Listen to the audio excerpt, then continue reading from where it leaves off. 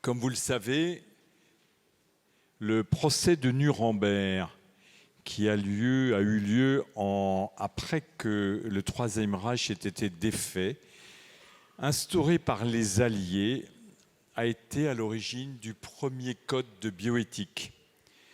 Au premier procès, c'était les dignitaires nazis de l'armée allemande qui étaient jugés. Ce procès de Nuremberg est très connu. 12 condamnés à mort, 3 peines de prison perpétuelle, 4 peines de prison allant de 10 à 20 ans et 3 acquittements. Et c'est juste après que le tribunal international a commencé ses travaux en novembre 1946 avec 23 accusés, dont la notification d'acte d'accusation était medical case. Et ce procès a commencé le 9 décembre 1946. Qu'est-ce qui leur a été reproché? Expérience réalisée à Dachau pour le compte de la Luftwaffe afin d'évaluer les capacités de survie des êtres humains en très haute altitude. Expérience à Dachau sur le refroidissement thermique des êtres humains. On les lançait dans de l'eau avec de la glace et on regardait combien de temps ils pouvaient tenir. Expérience sur la capacité à rendre l'eau de mer potable à Dachau. Recherche pour un vaccin contre le paludisme à Dachau. Recherche sur le typhus, la fièvre typhoïde, la fièvre jaune, la variole, le choléra et la diphtérie à Dachau et Natzweiler. Expérience sur l'ictère infectieux, Sachsenhausen et Natzweiler. Expérience relative à l'hypérite et différents poisons aux effets de bombes incendiaires et aux brûlures par le phosphore, Sachsenhausen, Natzweiler, Buchenwald. Expérience sur l'efficacité des sulfamides et la régénération des os et des muscles et des nerfs à Ravensbrück. Stérilisation à Auschwitz et Ravensbrück. Meurtre de déportés pour la réalisation d'une collection de squelettes à Strasbourg. Projet d'assassinat de dizaines de milliers de tuberculos. Euthanasie, action T4, chirurgie plastique, traitement des phlegmons. Expérience sur un anticoagulant, le Polygal, dont un des dignitaires nazis était propriétaire de la formule, et on tirait une balle dans l'omoplate qui devait sortir par le foie, et on regardait combien de temps la personne survivait selon qu'elle avait été sous Polygal et sans Polygal. On relève dans les témoignages l'extrême férocité des traitements imposés aux détenus, dont la mort est quasi systématique, et dans un tout autre registre, la propension des accusés à se défausser sur leurs supérieurs ou sur les collègues, voire sur l'État allemand, sur Himmler et même sur Hitler. Certains accusés, pour leur défense, iront jusqu'à affirmer que le serment d'Hippocrate est obsolète. Et on apprend que l'Église catholique, par le biais d'une directive épiscopale, recommanda aux prêtres d'exiger que les malades puissent bénéficier des derniers sacrements avant d'être exterminés. Ainsi naît le Code de Nuremberg, dans les sangs et les larmes, qui s'inspire tout à la fois du serment d'Hippocrate, du Code de l'Association médicale américaine promulgué en 1847, et c'est une introduction à des codes autres qui viendront par la suite à Helsinki en 64, à Tokyo en 75, à Hawaï en 77, et à toute une série de réglementations qui est apparue comme nécessaire, tant la médecine nazie avait été cruelle. D'ailleurs, pas que la médecine nazie, on a tous oublié que l'unité 731, qui sous l'autorité d'un éminent bactériologiste japonais, Shiro Ishii, réalisa des études d'une cruauté inouïe sur 3000 sujets, hommes et femmes et enfants chinois, Marutas, en Mandchourie. Donc cette espèce de peste qui a envahi le milieu du XXe siècle a d'un mal produit un bien, c'est que désormais des règles d'éthique sont nées de cette catastrophe absolue, et c'est de cela que nous allons discuter ce soir, et nous sommes accompagnés pour le faire par Anne Dagnon, professeure de pédopsychiatrie au CHU de Strasbourg, qui a fait un livre sur ce sujet, pas toute seule, mais participe à l'enseignement des étudiants en médecine, qui au passage, lors d'un sondage dans les années 70, lorsqu'on demanda à 1000 étudiants en médecine si pour sauver 1000 personnes, il fallait en tuer 3 par expérimentation, il disait massivement oui. Et donc, il y a besoin d'éduquer les étudiants en médecine, il y a besoin de faire un chemin bioéthique avec eux pour qu'il n'ait pas, pour que, j'allais dire, cette espèce d'opinion naturelle ne persiste pas. Jean-Marie Leminor est professeur d'anatomie et à ce titre a beaucoup travaillé sur les collections dont dispose la faculté de médecine de Strasbourg et sur l'aspect contestable de certaines pièces, et donc on y reviendra. Et enfin, merci Frédéric Naudifour, vous êtes directrice de l'établissement du Struthof et vous avez une connaissance toute particulière de ce qui s'y est passé tout près d'ici, et donc nous nous réjouissons de pouvoir vous entendre. Et je donne en tout premier lieu la parole à Anne Dagnon pour parler de sa connaissance de ce sujet difficile. Merci beaucoup. Bonsoir.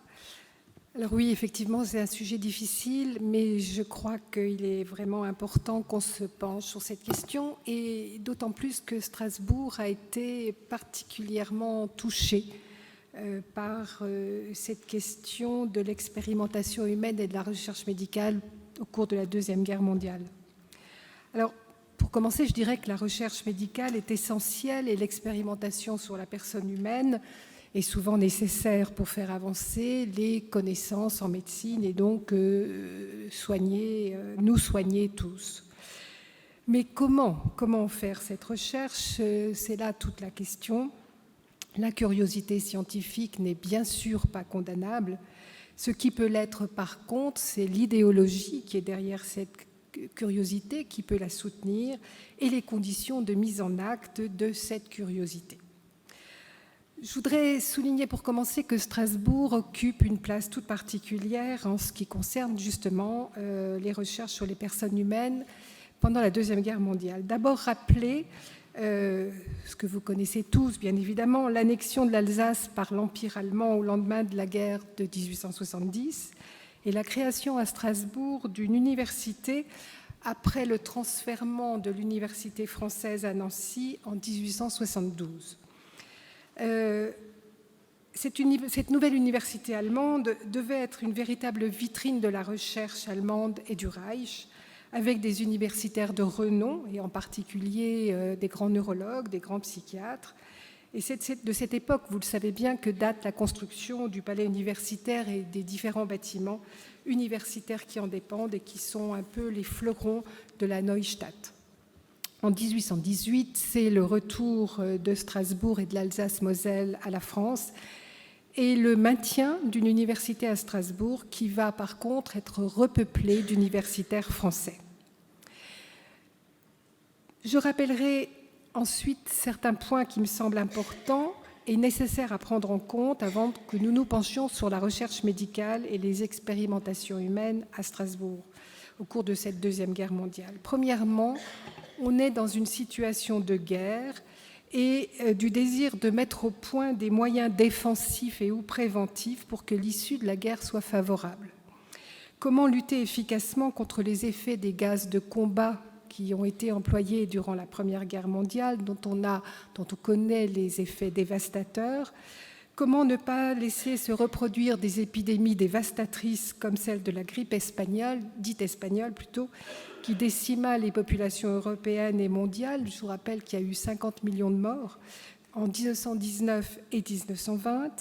Comment éviter des épidémies décimant les armées, en particulier les épidémies de typhus transmises par les rats et connues depuis les guerres napoléoniennes, et pouvant décider du sort d'une bataille en faveur de l'un ou l'autre des belligérants.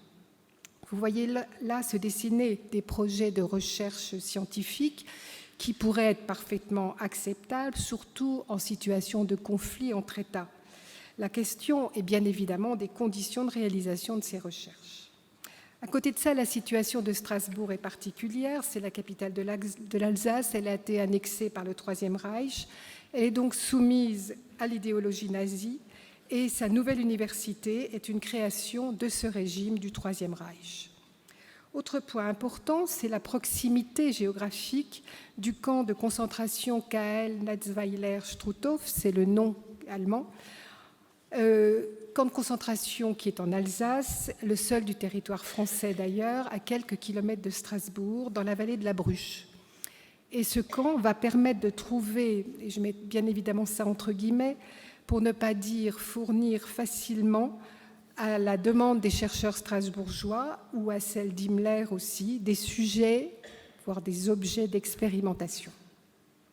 Alors on l'a dit et on le dira, l'université de la faculté de médecine de Strasbourg durant la Seconde Guerre mondiale l'université et la faculté de médecine ne sont pas françaises mais sont allemandes.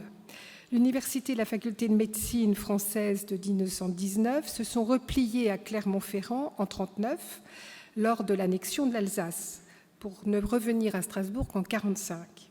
Et en 1941, le Troisième Reich a créé une nouvelle université à Strasbourg, la Reich-Universität Strasbourg, avec la prétention de former la nouvelle élite intellectuelle nationale socialiste. C'est donc une université allemande. De nouveau, des professeurs de renom allemands y sont nommés, et en particulier en médecine. Et je voudrais insister sur le fait que ce ne sont pas des savants fous, comme on le dit souvent, mais des professeurs de médecine diplômés, en lien avec les scientifiques de renom du monde entier, en particulier des USA et la Fondation Rockefeller, au fait de l'état de la science de leur époque et des questions de santé qui sont donc posées à cette époque, et dans le contexte que je vous ai cité. Ces professeurs, pour avoir été nommés à Strasbourg, sont forcément adhérents au parti et à l'idéologie nazie, considérant alors qu'une partie de l'humanité est représentée par une race supérieure, la race aryenne, et une autre par des sous-hommes, les juifs, les tziganes, les homosexuels, entre autres. Si, comme tout universitaire, ils développent des recherches pour faire avancer la science médicale au profit des patients, dans ce contexte et en fonction de leur adhésion à l'idéologie nazie, ils vont les réaliser dans un contexte de nécessité de guerre, avec des commandes du parti au pouvoir, et en ayant recours à des expérimentations humaines dévoyées.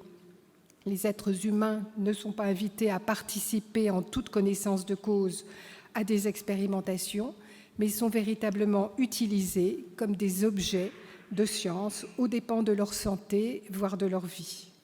Si en soi, on ne peut pas, bien au contraire, reprocher à des scientifiques de faire de la science, et pour la médecine à partir d'expérimentations humaines, dans cette situation, les chercheurs se mettent au service de leur ambition, de leur orgueil, mais aussi des commandes d'un régime raciste, cela permettant d'obtenir des sujets d'expérimentation et, il faut le dire, des financements.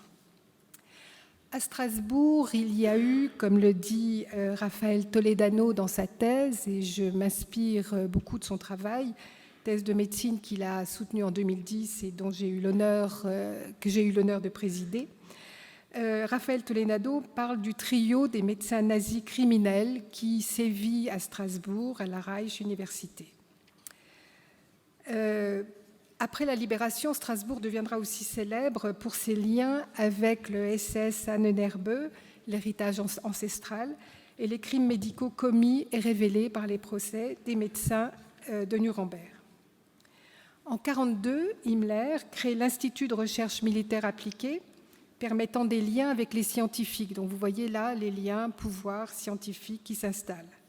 Dans ce cadre, le SS Ahnenerbe crée le département H du nom de Hirt, qui en sera son directeur et qui va être lié aux expériences sur l'hypérite de Hirt, mais aussi aux autres expériences de Hirt. Alors, le trio, c'est Hirt, c'est Hagen et c'est Bickenbach. Je ne dirai peu de mots de Hirt parce que je pensais que Michel Simès allait en parler. On le connaît bien, hélas, c'est un anatomiste qui représentera un cas très particulier car il inscrira une grande partie de ses projets de recherche, et c'est ce dont on se souvient le plus dans le cadre vraiment de l'idéologie nazie d'extermination et de ce qui est et de la disparition de ce qui est nommé la race juive et la construction le terme m'échappe, d'une collection, de squelettes d'une race disparue. C'était son objectif. Il travaillera aussi, et il travaillait sur les gaz de combat comme l'hypérite. À côté de lui, des chercheurs vont inscrire leurs recherches scientifiques dans un projet qui pourrait être a priori recevable. Ce seront donc Otto Bickenbach et Eugen Hagen qui auront les projets de trouver des traitements efficaces pour certaines maladies et qui, comme je vous l'ai dit, peuvent décimer les troupes et changer la phase de la guerre ou mettre au point des moyens de lutter contre des armes chimiques dans le cadre d'une guerre qu'il s'agit de gagner. Donc là, on voit bien qu'il y a un véritable projet scientifique, contrairement au projet de Hirt. La question est cependant, encore une fois, de comprendre les conditions de ces recherches et la façon dont les êtres humains vont être utilisés pour tenter d'arriver à des résultats qui se voudraient probants dans un contexte de concurrence entre scientifiques de renom, tant allemands qu'américains ou autres, et pour certains, je le rappelle, nobelisables. Dans un contexte aussi d'absence de loi, puisque le régime nazi les a supprimés, de lois régissant les expériences scientifiques avec des sujets humains. Là où ces projets, bien évidemment, ne sont plus recevables, c'est que l'idéologie nazie va permettre, voire encourager et fournir l'utilisation d'êtres humains, considérés comme indignes de vivre, ce sont les propres mots de Bickenbach, et donc sans aucun consentement de leur part, ni prise en compte des souffrances, voire des risques vitaux occasionnés quand ce n'est pas une mise à mort programmée. Nous sommes là donc aux antipodes des principes éthiques qui doivent être au cœur de toute recherche médicale. Principes éthiques qui mettent en avant l'autonomie de la personne sollicitée pour participer à des recherches, information sur les conditions de la recherche et de la mise en œuvre à ces personnes qui s'impliquent, assurance pour ces personnes se prêtant à des expérimentations humaines de l'absence d'effets délétères sur elles-mêmes, consentement éclairé, c'est-à-dire après une information correcte et complète, et possibilité de refus avant et en cours d'expérience, de participer, et assurance aussi, ce qui n'est pas la moindre des choses, que le protocole de recherche a été monté de façon qui peut permettre d'aboutir à des résultats probants. Aucune de ces conditions, bien sûr, ne sera respectée, ce qui fera que ces chercheurs, quand ils ne se seront pas suicidés après la guerre comme Hirt, seront poursuivis pour chef d'empoisonnement lors des procès des médecins par les tribunaux militaires de Nuremberg en 1946-1947, puis à Metz en 1952 et à Lyon en 1954, et seront condamnés à des peines d'emprisonnement qu'ils ne feront pas complètement. Quelques mots sur Otto Bickenbach. Il est né en 1901, il est mort en 1971, c'est pas si vieux que ça. Et donc la recherche médicale qu'il a faite sur les gaz de combat. Je m'appuie sur les travaux de Florence Schmalz, qui, dans Nazisme, Sciences et Médecine, livre que j'avais en partie coordonné avec Christian Bonnat et deux autres collègues, où il fera tout un chapitre, effectivement, sur cette question. Bickenbach a été agrégé en 1938, il est nommé professeur à Strasbourg en 1941 et devient directeur de la polyclinique médicale, directeur du département de biologie de l'Institut de recherche médicale de la faculté de médecine. Donc vous voyez que c'est quelqu'un qui est tout à fait bien implanté et reconnu. Il va faire des expériences sur le phosgène, qui est un gaz de combat bien connu, encore une fois, depuis la guerre de 14-18, et dont on sait qu'il endommageait gravement les alvéoles pulmonaires et les vaisseaux capillaires, provoquant ainsi des œdèmes pulmonaires aigus et donc la mort des personnes gazées par asphyxie. Il va travailler depuis 1934 à Heidelberg sur ces questions, fait des conférences, donc est tout à fait reconnu pour ses travaux sur les gaz de combat. Et de ce fait, il va être contacté par la Wehrmacht en 1939 et va orienter donc et être soutenu pour des travaux sur les traitements des empoisonnements par ce gaz. Il aura une idée assez fulgurante d'utiliser l'urotropine, qui est un médicament qui était connu pour le traitement des méningites, et qui était connu aussi parce qu'on le mettait dans les masques à gaz pour se protéger justement des risques toxiques du phosgène. Et donc, il va administrer directement à l'homme, donc aux personnes qui vont rentrer dans ces expériences. Il va chercher quel est l'effet le meilleur par voie orale ou par voie intraveineuse avec des concentrations variées de phosgène pour voir effectivement quelle est la dose qui peut protéger des effets létaux de ce gaz. Mais il aura aussi un groupe témoin, comme on dit en sciences médicales, à qui il ne donnera pas ce traitement protecteur prophylactique. Et on voit donc que là, un certain nombre de personnes vont d'emblée être vouées à la mort. Donc il va commencer en 1940 son programme. Et la guerre va lui ouvrir donc des perspectives tout à fait, entre guillemets, intéressantes. Il va travailler avec, si je puis dire, des prisonniers militaires du Struthof, mais également des personnes tziganes qui sont transférées d'Auschwitz spécialement pour ces expériences et avec un contrat de recherche officiel. Donc ce n'est pas du tout des recherches qui se font sous le manteau. Il testera la concentration, encore une fois, des gaz phosgènes et de voir quelle est la dose d'urotropine en fonction de la concentration de phosgène qui va être efficace pour protéger les personnes qui ont été gazées. Sur les 40 prisonniers qui seront concernés par ces études, 12 recevront de l'urotropine par voie orale, 20 auront des injections, c'est-à-dire avec une meilleure protection, en tout cas c'est ce qu'il va démontrer, et 8 resteront sans protection, donc mourront dans la chambre à gaz du Struthof. Des rescapés témoigneront des conditions de mort atroces dans la chambre à gaz par suffocation, douleur épouvantable et éclatement des poumons. Eugen Hagen, lui, est considéré par Gerhard Rose, un médecin allemand, un universitaire allemand, comme le meilleur chercheur en virologie connu en Allemagne avant la guerre. Donc vous voyez encore une fois que ce n'est pas n'importe qui. Il a été considéré à tort comme celui des trois, Hirt, Bickenbach et lui, comme celui qui s'était le moins compromis, mais Raphaël Toledano a montré le contraire dans sa thèse qui est un monument qui a été publié. Hagen est né en 1998 à Berlin et il est mort également en 1972, donc relativement récemment. Il avait commencé par des études de philosophie, puis il a fait des études de médecine après la Première Guerre mondiale. Il a travaillé à l'hôpital de la Charité à Berlin. Il a été titulaire de nombreux prix scientifiques. On a dit qu'il était nobélisable. En fait, ce n'est pas vrai, c'est une erreur. Mais par contre, il a travaillé avec un collègue qui, lui, a été prix Nobel pour les recherches sur la fièvre jaune après la Deuxième Guerre mondiale. Alors en 1941, il arrive à Strasbourg et il va être professeur d'hygiène et de bactériologie à la Reich-Universität. Il sera arrêté en Allemagne en avril 1945. Il a été membre du parti depuis 1937, mais il ne fera partie ni des SA ni des SS, mais son adhésion à l'idéologie nazie est évidente. Il va faire de nombreuses expériences pour mettre au point des vaccins contre la fièvre jaune et dans ce domaine, il travaillera aussi avec les Japonais. Les vaccins contre la grippe, je vous ai dit les ravages de la grippe espagnole, le typhus exanthématique, l'hépatite épidémique et des expériences sur les sulfamides et les antibiotiques. Donc vous voyez que c'est un programme de recherche extrêmement important, très vaste et extrêmement important finalement.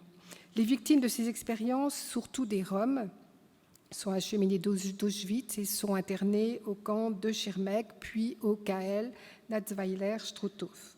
D'autres victimes seront des personnes internées polonaises, françaises et soviétiques.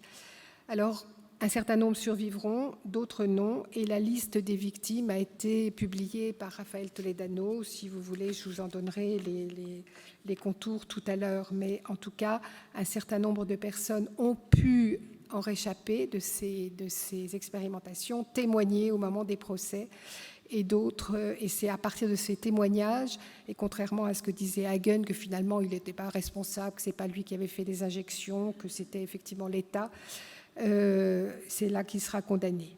Ce qu'il faut préciser, c'est qu'aucun résultat probant n'est sorti de ces expérimentations, contrairement à Bickenbach.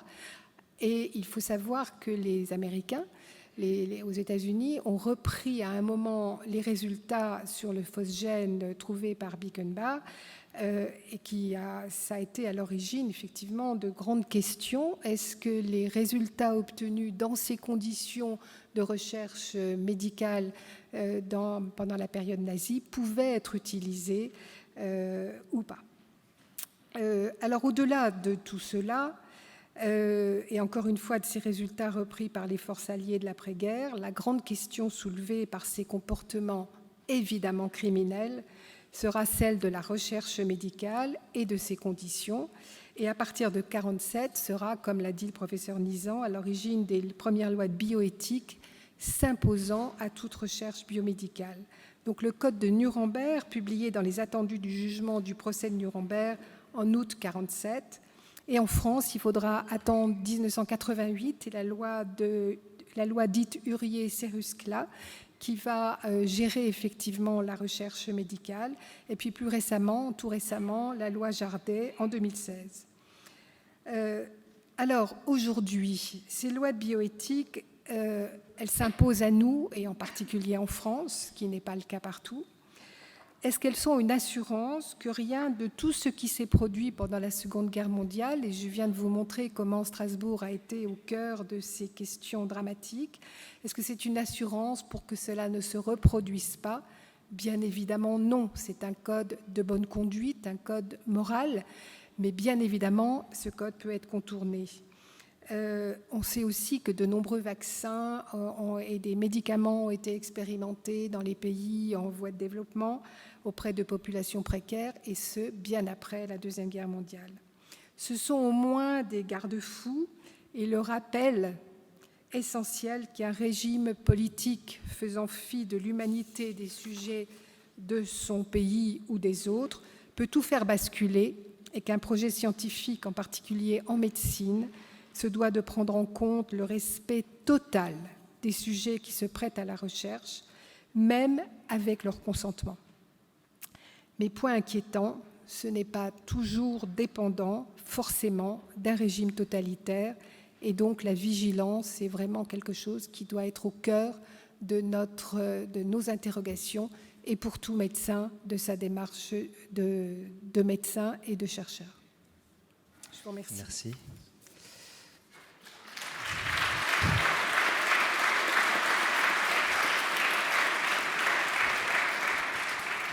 Jean-Marie Leminor, l'Institut d'anatomie de l'hôpital civil est un lieu très particulier.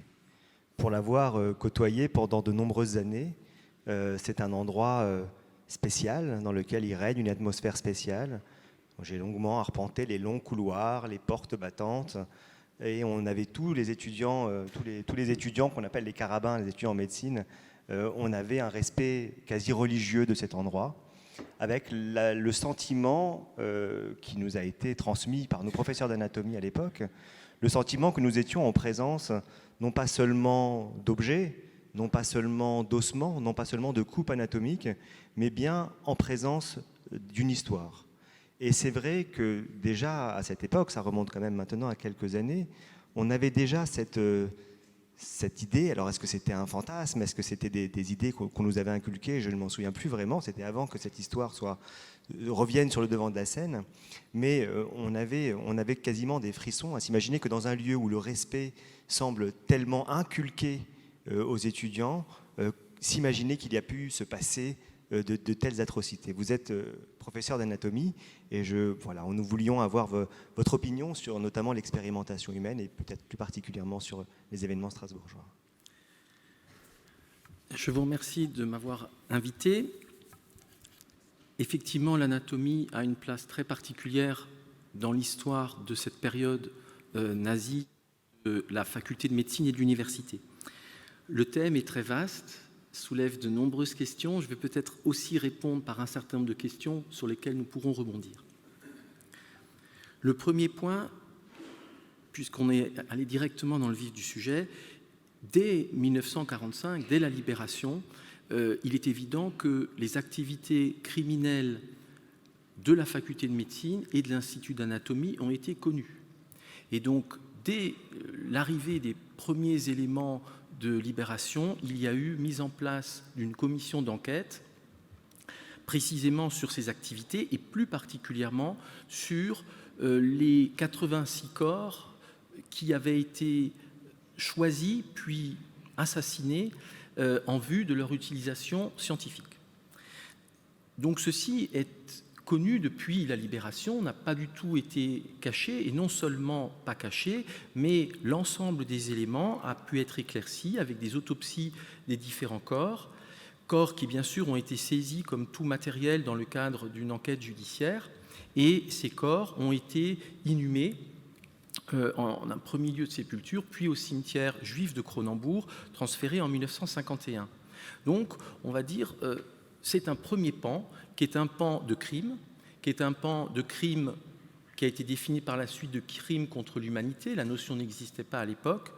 C'est aussi un crime particulier, puisque nous sommes en période de guerre, donc il y a toujours des situations un peu exceptionnelles aussi.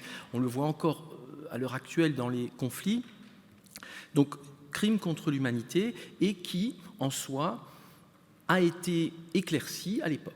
Malheureusement, le témoin majeur, qui était le professeur Hirt, qui avait eu une carrière brillante en Allemagne avant d'être nommé en 1941 à Strasbourg, malheureusement, le professeur Hirt s'est suicidé au même moment où l'affaire était le lieu d'enquête, et donc on n'a jamais pu avoir son interprétation, sa version, ses éléments. Et ça, c'est, je crois, toujours extrêmement délicat de devoir étudier quelque chose sans avoir le témoignage personnel. Et c'est là souvent un échec quand un criminel meurt ou est tué, il est évident qu'on se prive d'un témoignage fondamental. Deuxième loupé, on va dire qu'il y a eu, il y avait un de ses adjoints, le professeur Kisselbach, qui, après la guerre, est allé à Düsseldorf, où il a été professeur d'anatomie, il a même été doyen de la faculté de médecine de Düsseldorf, et Kisselbach a dit qu'il n'était pas à Strasbourg pendant la période, et qu'il était au front, donc qu'il n'était pas là, et qu'il ne savait pas du tout ce qui s'était passé. Et les documents ont montré par la suite que Kisselbach était là durant toute la période, puisque nous avons des listings d'appels d'étudiants, des listings de cours, des listings de notes. Il était là les 365 jours des 3 ans de la Reichsuniversität. Donc il a menti, et du coup il a effectivement échappé à ces questionnements qui auraient sûrement été très précieux. Donc nous n'avons eu aucune possibilité d'éclaircir cela sur le plan personnel. Pour ce qui est des suites, effectivement, je pense que les titulaires de la chaire d'anatomie ont eu un fardeau lourd à porter après la guerre. Il faut rappeler que l'ensemble de la faculté de médecine, comme de l'université, s'était replié en 1939, d'une part pour l'université à Clermont-Ferrand, d'autre part pour l'hôpital à Clervivre. Et il y a eu dans ce cadre-là aussi toute une série d'événements liés à des arrestations, à des personnes déportées, dans le cadre de cette université de Strasbourg qui était à Clermont-Ferrand. En 1945, les titulaires de la chaire d'anatomie étaient bien ceux qui étaient partis à Clermont-Ferrand et qui ont essayé de défendre des valeurs. Je pense qu'ils considéraient qu'à partir du moment où une enquête extrêmement sérieuse, et tous les documents sont là pour le montrer, avait été menée, à partir du moment où des sanctions post-mortem avaient été données, ils n'avaient pas, à l'époque, en 1945-1950, ils n'avaient pas à porter ce poids énorme.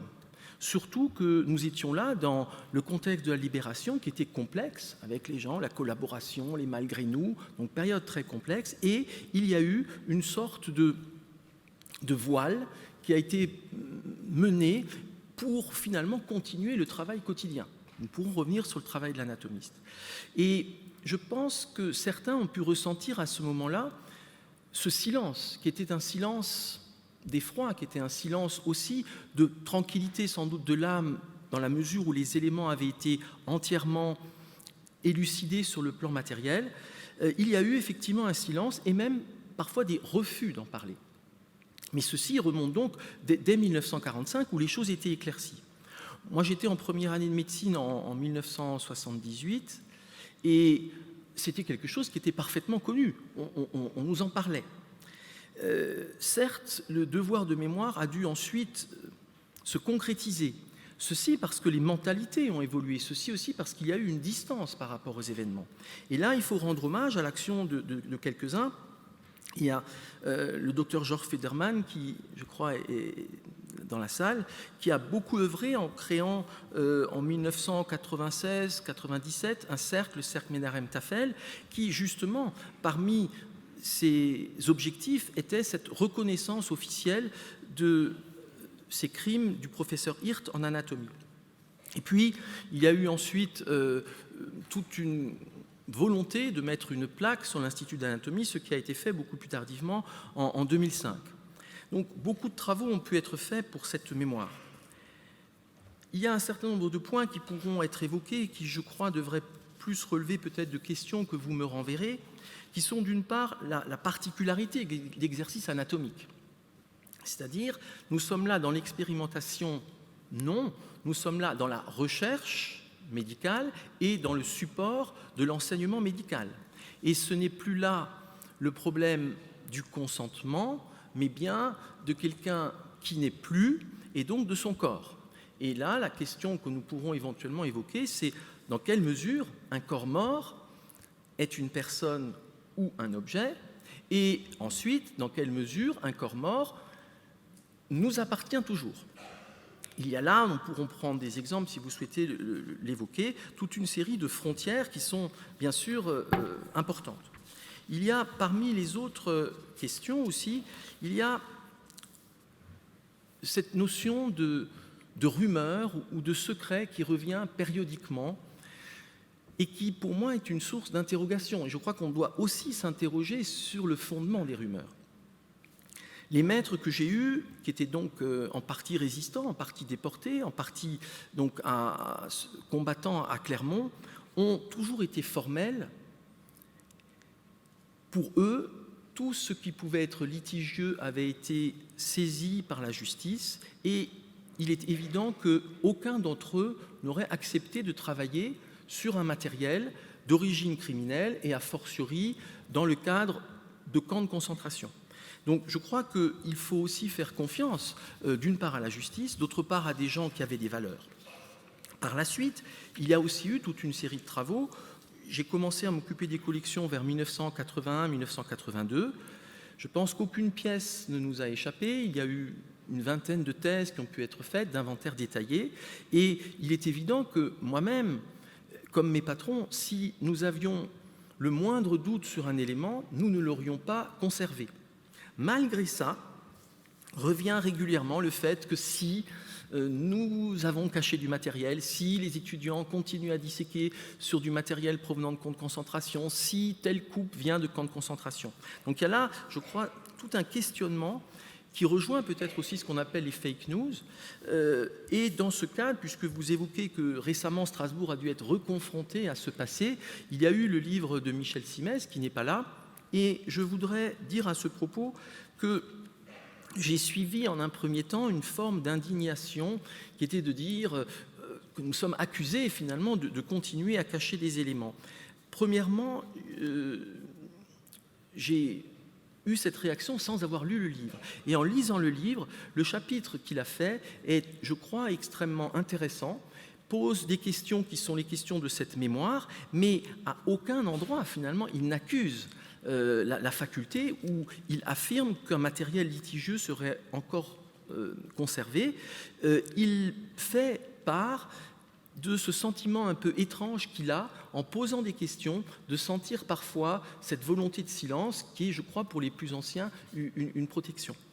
Et puis après, dernier peut-être petit point que nous pourrions évoquer par rapport à cette place du corps dans la recherche actuelle, c'est de considérer les différents musées qui existent, les différents lieux où des éléments humains sont conservés, et de voir là qu'il est important, surtout à l'heure actuelle où on a une médiatisation des éléments, je crois qu'il est très important de mettre le point sur le fait que les images, les photographies sont aussi importantes que la personne elle-même et que il y a des utilisations détournées ou des utilisations faites dans un public non averti d'images, notamment d'images qui ont été faites lors des enquêtes en 1945. Je crois qu'il y a là cette réflexion de dire que dans tout élément humain même morcelé, même post-mortem, même dans un musée, il est très important de conserver un regard médical. Et quand je dis médical, c'est que ce ne sont pas là des objets comme des pots cassés qui viennent de fouilles. Nous pourrons reparler de la limite avec les objets. Ce ne sont pas des tableaux, ce ne sont pas des curiosités, mais ce sont bien des éléments humains avec leur dignité. Et je crois que la formation médicale est celle qui permet le plus d'être à même de conduire des gens dans la lecture de ces éléments et lors de visites de tels lieux. Voilà ces quelques mots d'introduction. Merci, cher ami. Merci.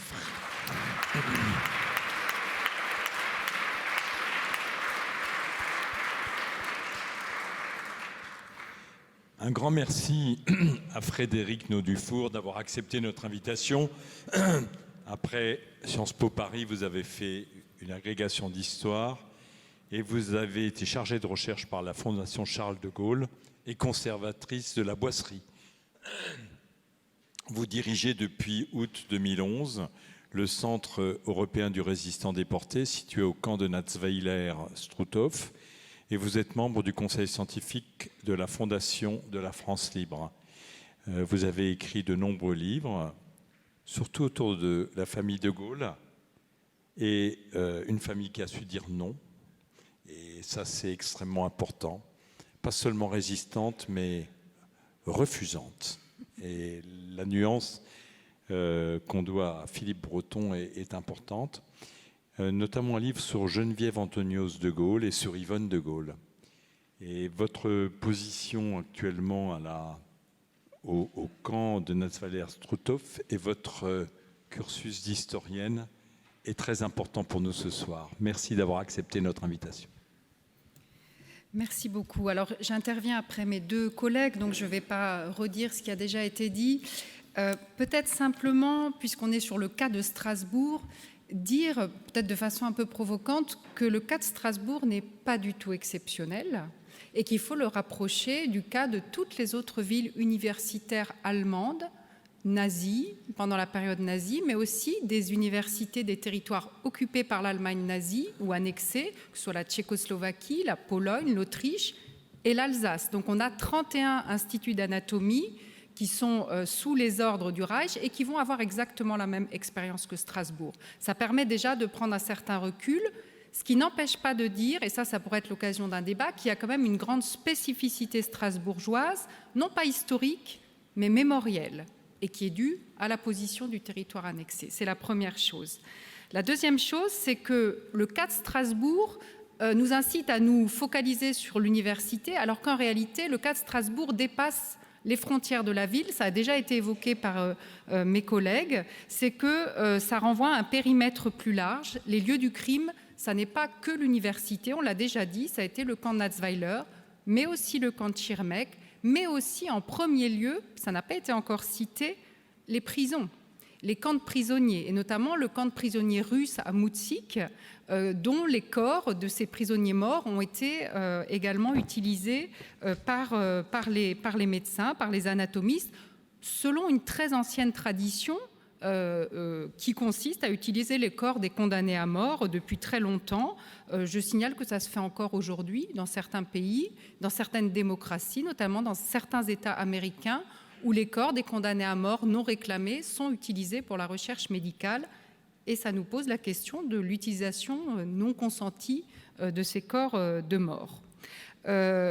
Avec le régime nazi, ce sont tout d'un coup des quantités de matériel humain qui sont disponibles pour les anatomistes, pour les chercheurs. Il y a environ 16 000 personnes qui sont exécutées pendant toute la période de la guerre. Je ne parle pas des morts en camp, je parle vraiment des exécutions de prisonniers. Tout ça, ça constitue un matériau tout à fait disponible par les nazis. Avec l'arrivée des nazis au pouvoir, cette utilisation des morts, des condamnés à mort, ça va changer de dimension, on va changer d'échelle et on va désormais passer du corps du mort au corps du vivant. Je crois que c'est vraiment une distinction qui est très importante parce qu'on change totalement sur le plan éthique de dimension. Cette réalisation d'expérimentation sur des personnes vivantes, pour les nazis, elle est facilitée par le fait que pour les nazis, selon leur concept, un certain nombre de personnes humaines sont considérées comme indignes de vivre ou, synonyme de traduit de l'allemand, dont la vie n'a pas de valeur. Parmi elles, on en a déjà cité quelques-unes précédemment, on a les handicapés mentaux qui vont être les premières victimes de ces séries d'expérimentations. Juste un exemple, le spécialiste de neuropathologie Haller Forden, qui travaillait à l'Institut Kaiser Wilhelm, a prélevé 110 000 échantillons de cerveau sur 2800 personnes exterminées car handicapées mentales dans le programme Action T4, par exemple.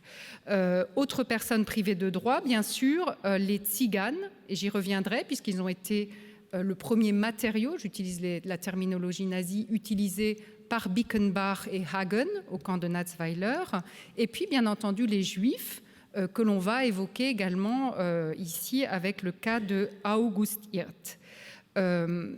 Dans le cas d'utilisation du corps du vivant, où on va réaliser ces expérimentations, on ne vise pas directement à le tuer, mais on met sa vie en grand danger par des expériences qui peuvent et qui vont entraîner la mort. On a déjà cité le cas de Hagen. Alors, je parle un peu ici à la place de Raphaël Toledano. Je regrette qu'il soit trop modeste pour avoir pris la parole à cette estrade parce qu'il était bien plus légitime que moi. Il a consacré sa thèse à Hagen. Hagen qui a été recruté très tôt à l'Office de santé du Reich à la fin des années 20 et qui a créé la première section d'études des virus et qui en effet a été retenu pour faire un stage à l'Institut Rockefeller à New York pour travailler sur certains virus. Il va en 1941 devenir directeur de l'Institut d'hygiène à l'université, la Reichsuniversität de Strasbourg, et il a mené beaucoup de recherches, pas seulement au camp de Natzweiler, mais par exemple sur la fièvre jaune, il va tester des vaccins, là encore une fois sur des malades psychiatriques à Berlin. Donc il a beau être à la Reichsuniversität, il fait quand même ses tests à Berlin par l'intermédiaire de ses assistants. Il va tester des vaccins de la grippe sur des femmes au camp d'internement de Schirmeck, en Alsace. Il va faire des expériences sur l'hépatite au camp de Natzweiler. Et puis finalement, sa grande réalisation à laquelle Raphaël Toledano a consacré sa thèse, c'est sur le typhus, ce virus qui faisait des ravages, notamment dans les camps de concentration. Il fait plusieurs expériences. Je vais citer deux d'entre elles pour montrer un petit peu la démarche du personnage. Sa première expérience a lieu en mai 1943. Il fait juste un essai de tolérance du vaccin, c'est-à-dire qu'il ne va pas injecter le typhus, mais il va juste donner le vaccin à 10 sujets polonais qui sont au camp de Schirmeck, dont 2 vont mourir, ce qui n'est pas du tout un bon score pour un vaccin. Si vous avez 20% de vos sujets qui meurent, ce n'est pas du tout bon signe. Et il va passer ensuite à une étape beaucoup plus dangereuse, puisqu'il va non seulement injecter le vaccin, mais ensuite inoculer la maladie. Et cette fois, il va faire ça au camp de Natzweiler. Ce qui montre la gradation, c'est-à-dire quand on passe à quelque chose de plus grave, on va chercher les personnes les plus condamnées d'entre toutes, c'est-à-dire celles qui sont dans un camp où elles risquent forcément de mourir. Et il va demander, pour ça, il va commander, il n'utilise pas les déportés qui sont sur place, il commande du matériau, il commande, je le cite, 100 sujets indignes de vivre pour tester l'efficacité de son vaccin, et sont sélectionnés pour lui à Auschwitz-Birkenau 100 tziganes qui arrivent en novembre 1943 à Natzweiler. 18 sont déjà morts pendant le trajet, ils sont dans un état déplorable, incapables en réalité de supporter une expérimentation médicale. Il les renvoie à Auschwitz-Birkenau, ça ne lui convient pas, ce n'est pas du bon matériau. Tous ces tziganes vont être exterminés à Auschwitz-Birkenau à leur retour. Il recommande 100 sujets, il y en a 89 qui arrivent en décembre, ils sont en meilleure santé, on les enferme dans une baraque, un groupe est vacciné, l'autre groupe n'est pas vacciné, c'est le groupe témoin qu'on évoquait tout à l'heure. Le virus est injecté, Les gens qui ont été vaccinés tolèrent très mal le vaccin, certains vont tomber malades, alors ceux qui n'ont pas eu le vaccin, finalement, supportent beaucoup mieux le typhus que les autres. Donc l'expérience, vous voyez, est un échec total. Les Roms qu'il a utilisés, ces déportés tziganes, vont être en partie réutilisés par l'autre médecin nazi qui travaille au camp de Natzweiler, qui est le docteur Bickenbach, dont vous avez expliqué tout à l'heure qu'il faisait ses expériences sur le gaz phosgène. Là encore, je souligne juste, sur le plan du protocole, le fait d'utiliser des malades à qui on a injecté le typhus pour faire une expérience de gaz de combat par la suite, ça paraît quand même un petit peu douteux. Je voudrais donner la parole à une des victimes de ces expérimentations de Bickenbach, qui est un tzigane qui s'appelle Rudolf Gutenberger, qui a survécu, contrairement à son cousin, qui était dans la même expérimentation et qui est mort. Et il nous décrit l'expérience. Et je pense que c'est très intéressant pour voir comment ça se passe. On est dans le bâtiment de la chambre à gaz du Struthof où avaient lieu les expériences. Un professeur se présenta. Il dit qu'il était de Berlin, il était en civil, il portait une blouse de médecin. Il avait avec lui 5 ou 6 hommes en civil, également médecins. Le professeur nous expliqua le projet qu'il avait avec nous. Il ne fallait pas avoir peur. Personne ne mourrait. Il allait faire des essais avec des gaz. Il nous promit que nous serions ensuite bien traités par les SS. On donna à un des 4 déportés une piqûre, un autre reçut quelque chose à boire et 2 déportés, dont moi, ne reçurent rien. L'un de ceux qui n'avait rien reçut reçut aussitôt après l'expérience une piqûre. Je fus le seul à rester sans protection. Ensuite, les 4 déportés entrent dans la chambre à gaz, doivent briser eux-mêmes l'ampoule de gaz phosgène et là sont pris de brûlures extraordinaires aux poumons avant de ressortir. Et il explique que le dernier groupe de testés reçut 8 ampoules de gaz et il le sait par son cousin Albert Eckstein qui faisait partie de ce groupe. Eckstein survécu 3 jours à l'expérimentation. Il m'a raconté que le déporté Rebstock était mort pendant l'essai. J'ai vu Eckstein mourir 3 jours plus tard. Pendant ces 3 jours, alité dans des conditions terribles, il toussait un sang rose et plus ça durait, plus des lambeaux de poumons lui sortaient par la bouche. Jusqu'à la fin, il fut conscient. Nous avions interdiction de boire une seule goutte. Le robinet avait été démonté. Eckstein est mort dans mes bras. La dernière étape dans la gradation, donc on utilise les corps des morts, on utilise les corps des vivants en risquant de les faire mourir. Et la dernière gradation qu'on a également au camp de Natzweiler, on a toutes les échelles de l'enfer, si on peut dire, c'est l'expérimentation sur des gens vivants qu'on va tuer pour les fins de l'expérience. Et donc ça, c'est l'expérience menée par le professeur Hirt au camp de Natzweiler, expérience qu'il a menée avec l'accord de la plus haute hiérarchie nazie, notamment d'Himmler, pour également un peu en concurrence avec l'université de Vienne qui avait une collection importante, créer une collection de squelettes juifs. Et cette expérimentation va être menée en 1943, là encore, exactement avec la même démarche que Hagen, en passant commande de 86 juifs au camp d'Auschwitz-Birkenau. On est loin de l'université de Strasbourg. Vous voyez toute la chaîne de personnes qui sont impliquées, y compris des anthropologues nazis qui choisissent à la tête du client ces hommes et ces femmes dans le camp d'Auschwitz-Birkenau avant de les mettre dans un train vers Natzweiler. Également les assistants de Hirt, également le commandant du camp qui va être celui qui procède à l'assassinat par l'acide cyanhydrique de ces différents juifs. Cette mort terrible qui a été évoquée et qui est un cas unique de démarche pseudo-scientifique au nom de la race pour créer une collection, pour compléter une collection qui, à l'Institut d'anatomie de Strasbourg, paraissait insuffisante ou incomplète au docteur Hirt, puisqu'il n'y avait pas justement ces éléments juifs qu'il voulait présenter. Comme je le disais tout à l'heure, le cas de Strasbourg n'est pas unique. C'est un cas tout à fait banal au regard de la science nazie, au regard des autres choses qui se sont passées dans les instituts d'anatomie. La spécificité que je voudrais souligner, ça a été peut-être la difficulté ou la douleur particulière ici en Alsace de faire état de cette histoire. Ça n'a pas été facile en Allemagne non plus, ça a mis beaucoup de temps. Les premières générations d'après-guerre en Allemagne, qui étaient bien souvent les anatomistes qui avaient travaillé pour les nazis, qui sont revenus en place après 1945 sans être condamnés. On a un certain nombre de noms, si ça vous intéresse, on peut vous les citer. Par exemple, Hermann Stieve de l'Institut d'anatomie de Berlin, qui a continué à travailler jusqu'en 1952, alors qu'il avait quand même pas mal de morts sur la conscience. Il a fallu attendre plusieurs générations pour que les étudiants allemands, bien souvent en médecine, prennent les choses en main et demandent à savoir ce qu'il y avait dans les collections et demandent des comptes à ceux qui les avaient précédés. Tant et si bien qu'en 1992, il y a eu en Allemagne une décision, une demande de l'État fédéral pour que les universités allemandes fassent la lumière sur ce qui se trouvait dans leur collection. Et ça a entraîné un mouvement d'études, parfois d'excuses publiques de la part de certaines universités, comme l'Institut Max Planck à Berlin en 1990.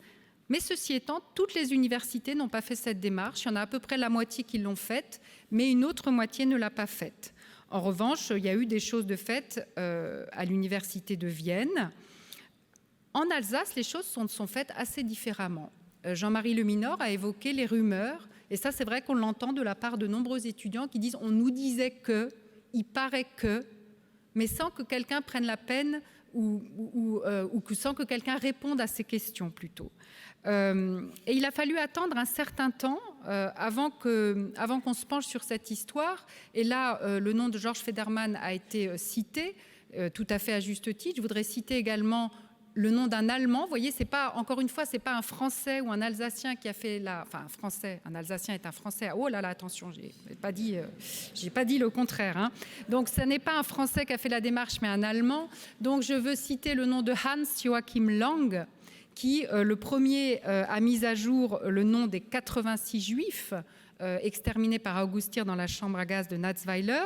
Je vous recommande l'achat de son livre qui est sorti justement aux presses universitaires de Strasbourg il y a quelques mois. Mais dans cette Alsace annexée, le sentiment d'avoir été victime de l'annexion, qui est un sentiment légitime, a empêché sans doute qu'à un moment donné, on puisse se poser la question d'avoir été co-bourreau ou d'avoir été l'assistant du bourreau ou d'avoir été témoin du bourreau. Je pense que ça a beaucoup gêné cette démarche et qu'il est toujours un peu facile d'accuser seulement l'université.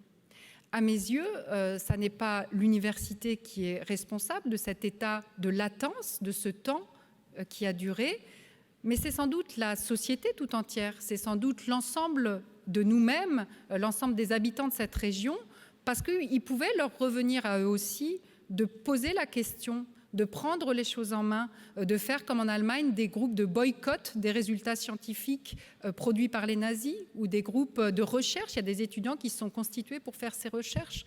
Donc je pense que la situation, elle est collective et qu'encore une fois, le cas de Strasbourg qu'on étudie ce soir, il est plus large que le cas de Strasbourg et il interroge l'ensemble de la communauté universitaire et l'ensemble de la société alsacienne et française, plus large que l'Alsace. Merci beaucoup.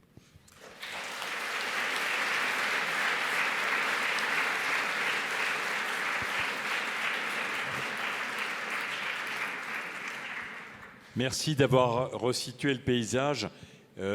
J'aimerais bien aller vers la question « Comment tout cela a-t-il été possible ? Comment c'est venu ? Quels étaient les fondements idéologiques ?»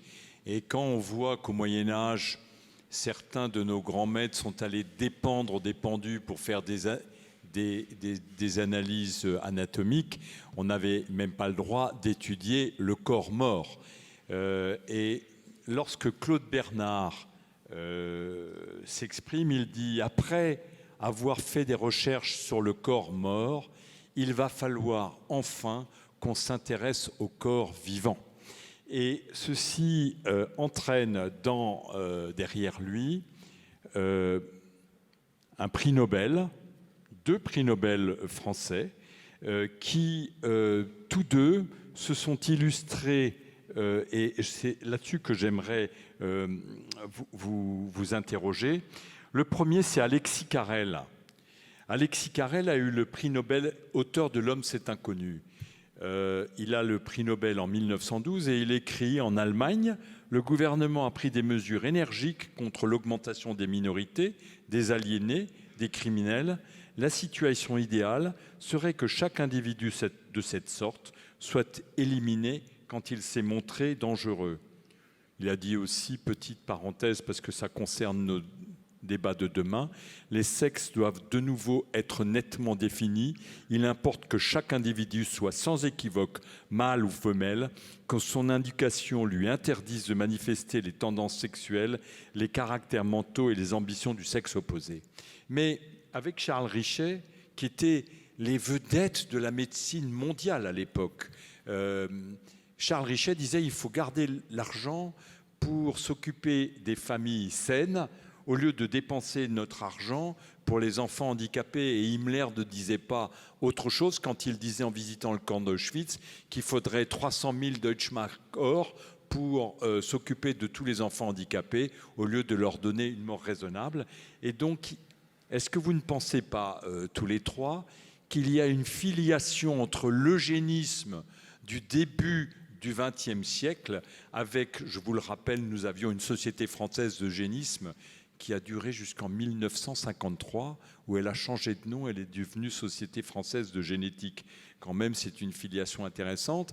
Et est-ce que vous ne pensez pas qu'il y a une filiation qui nous a fait passer insensiblement de l'eugénisme au génocide, car le docteur Brandt, médecin personnel d'Hitler et qui a eu l'idée de l'action T4 qui a commencé par euthanasier des personnes dans les hôpitaux psychiatriques, le docteur Brandt avait lu Charles Richet et avait lu Alexis Carrel. Et est-ce qu'il n'y a pas une responsabilité idéologique de tout ça, de toute cette industrialisation de la mort et du génocide dans les idéologues français de l'eugénisme?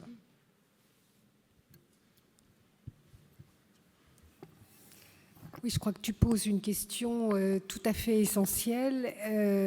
Oui, je crois qu'il y a véritablement un lien et je ferais même remonter cela. Il y a toutes les théories sur l'eugénisme, mais il y a aussi les théories de la dégénérescence, des dégénérescences faites par les psychiatres à la fin du XIXe siècle, où il est dit que effectivement les personnes qui sont atteintes de troubles mentaux vont finalement s'éteindre d'elles-mêmes et que dans ce contexte de l'eugénisme, il faut que les branches qui sont malades soient enlevées, soient coupées. Donc on a toute une progression là et on voit bien que c'est les populations effectivement d'enfants avec un retard mental et des personnes avec on dirait aujourd'hui un handicap psychique, une maladie mentale, qui vont être les premières victimes de ces questions-là. Et vous disiez très bien, les expérimentations avec les gaz dans les chambres à gaz, qui vont être dans des camions, là, ça va être effectivement les malades mentaux, les enfants.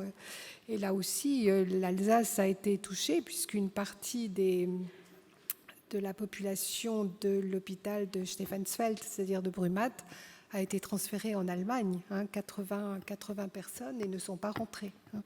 Voilà. Donc oui, ça me paraît évident qu'il y a un lien et que l'idéologie nazie s'est inscrite avec un degré supérieur, qui était qu'il y avait des races qui avaient le droit de vivre et d'autres pas.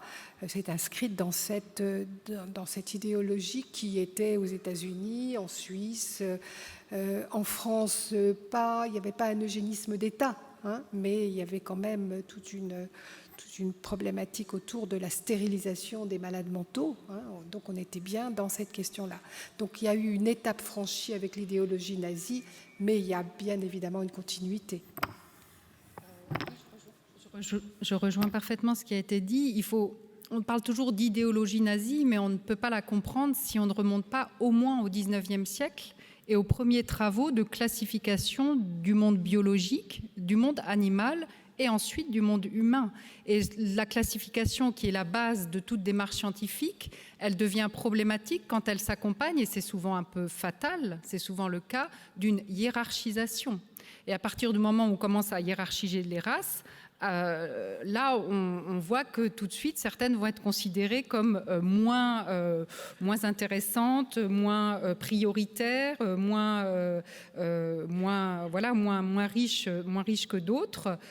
Et cette théorie, elle est incontestée. C'est le dogme, c'est le postulat jusque dans les années 30. Je me souviens d'un timbre français qui est édité en 1937, et dessus, c'est une campagne qui dit « Sauvons notre race ». Voilà. Donc aujourd'hui, ça nous paraîtrait complètement hallucinant. Enfin, peut-être pas tout le monde, mais enfin moi, ça me paraîtrait hallucinant. Mais à l'époque, c'est tout à fait banal de dire qu'il y a une race française, qu'il faut la sauver. Mais la sauver de quoi? À ce moment-là, on introduit les éléments halogènes, on introduit ceux qui la menacent, on introduit tout ce qui est étranger éventuellement ou pathologique. Le nazisme, il ne fait que reprendre.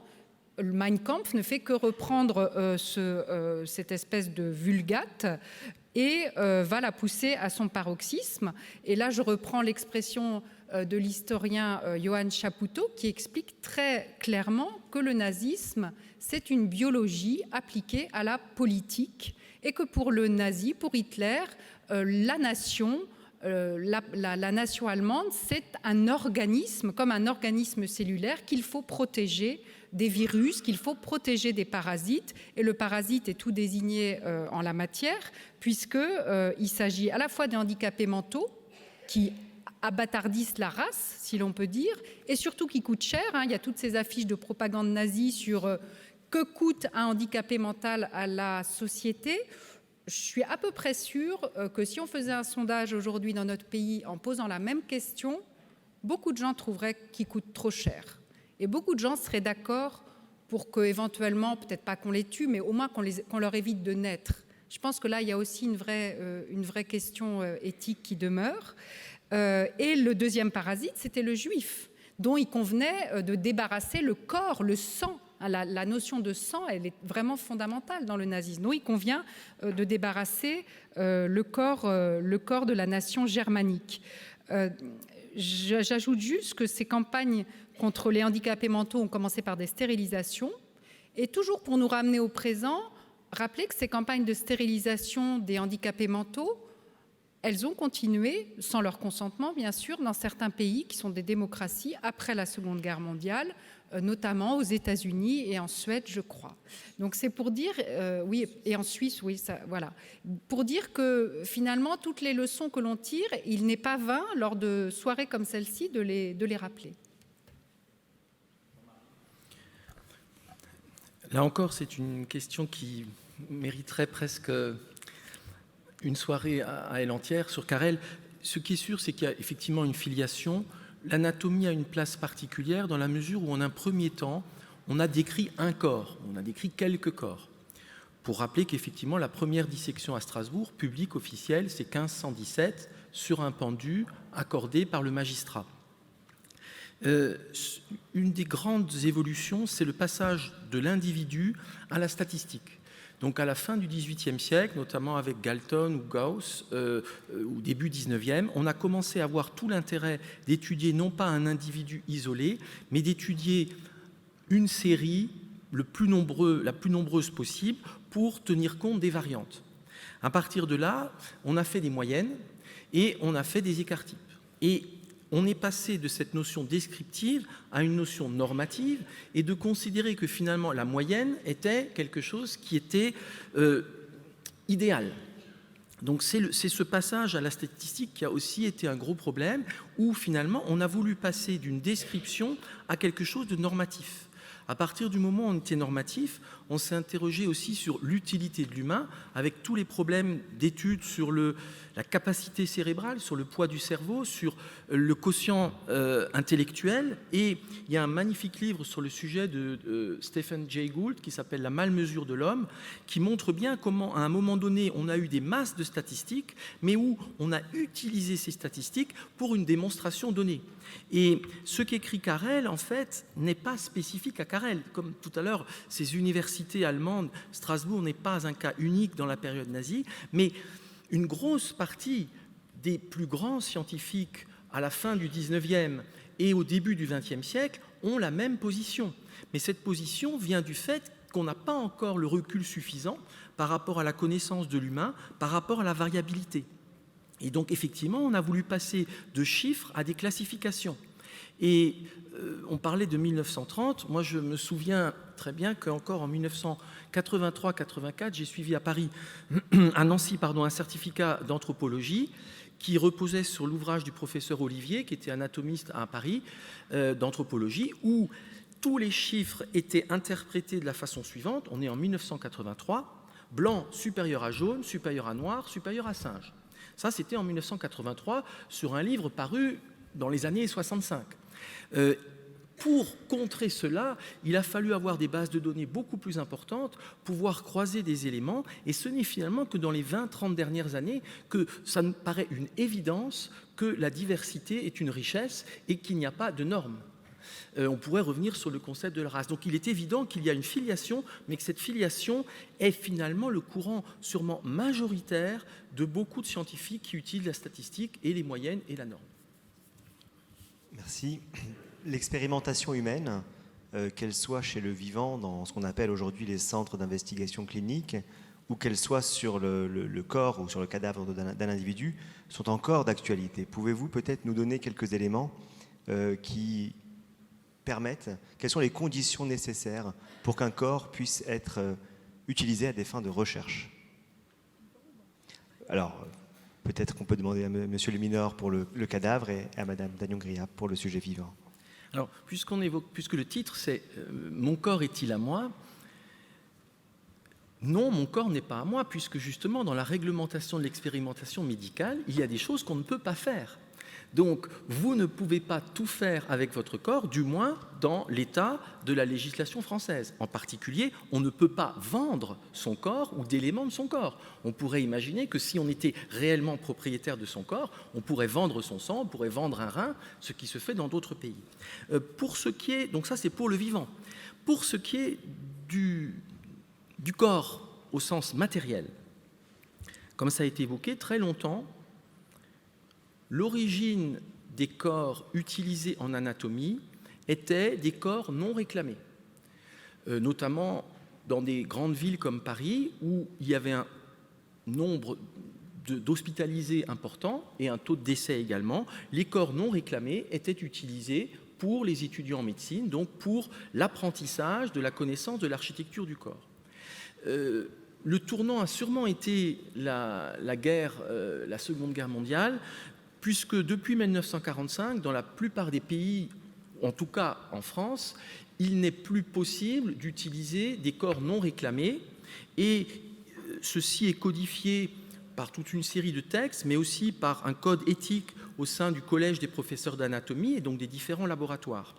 Non seulement on ne peut plus utiliser de corps non réclamés, mais en plus, très souvent, par souci d'égalité, des laboratoires demandent que l'on paye pour donner son corps, pour qu'il n'y ait justement pas ce facteur discriminant qui fasse que des gens qui n'auraient pas les moyens, par exemple, de payer des obsèques, ou une famille qui n'aurait pas les moyens de payer des obsèques, donc c'est le cas notamment à Paris, ne soit pas discriminés par cela, et que finalement, par défaut, les familles donnent le corps en anatomie parce qu'ils n'ont pas les moyens de payer des obsèques. Donc un certain nombre de laboratoires ont mis en place le fait que pour donner son corps, il faut payer le prix d'obsèques standard. Donc voilà un petit peu pour cet état. Se pose le problème des collections plus anciennes, qu'on pourrait peut-être évoquer par la suite. Ça, c'est l'état du don du corps aujourd'hui, à bien distinguer du don d'organes. Malgré tout, là aussi, quand on donne son corps, il y a un certain nombre de particularités. Une des premières règles, c'est qu'on passe dans l'anonymisation. Bien entendu, chaque élément est suivi, par exemple, à titre judiciaire, on ne peut pas confondre des éléments, mais à partir du moment où on a donné son corps, une famille ne peut plus obtenir de justification de l'utilisation du corps. Ceci pour qu'effectivement, il y ait possibilité, dans le cadre de la dissection, notamment d'un morcellement et d'une utilisation parfois sur du très long terme. Donc il y a cette anonymisation qui est un point important, ce qui ne veut pas dire que chaque donateur ne peut pas avoir une mémoire. Et puis, d'autre part, il y a aussi toute la notion de ce don qui est gratuit pour les autres et de son sens. Je crois que tout le monde n'est pas conscient, en donnant son corps, de ce qui va se passer. Et là aussi, c'est quelle est l'intégrité du corps? Est-ce qu'on peut couper un corps en morceaux? Est-ce qu'on peut utiliser des morceaux et donc atteindre à l'intégrité? Oui, en l'état actuel de la réglementation. Mais souvent, on se pose la question, est-ce que dans 50 ans, on trouvera tout à fait anodin de disséquer? Un certain nombre de pays, par exemple en Italie, on ne peut plus disséquer. Là aussi, pour des raisons diverses, souvent d'origine d'ailleurs de convictions religieuses, on revient à une difficulté de dissection et de don du corps. La recherche biomédicale en France, c'est vraiment très, très cadré par des lois. J'ai évoqué tout à l'heure donc la première loi, la loi dite Hurier-Seruskla, et puis récemment la loi Jardet. Alors qu'est-ce que c'est que ces lois? La loi Hurier-Seruskla a imposé effectivement la question de l'information à la personne qui était prête à accepter de participer à une recherche biomédicale, c'est-à-dire lui expliquer pourquoi on la sollicite et une fois ces informations données, lui demander de signer un contrat, une lettre, une acceptation avec l'assurance qu'elle pouvait donc accepter ou refuser et que ce refus n'allait absolument pas intervenir sur la suite des traitements possibles, et d'autre part qu'à tout moment de la recherche, elle pouvait se retirer de la recherche. Donc là, ça impose dans toute recherche biomédicale une autonomie de la personne. Et aussi, ce qui a été mis en avant, comme je disais tout à l'heure, c'est le fait de s'assurer que le projet de recherche est un projet de recherche qui, je dirais, tient la route, est cohérent et a des raisons scientifiques de se faire et de se dérouler dans de bonnes conditions. Et c'est là qu'a été mis en place ce qui a été appelé un comité de protection des personnes, un CPP. Au départ, c'était plus compliqué comme terme, mais voilà.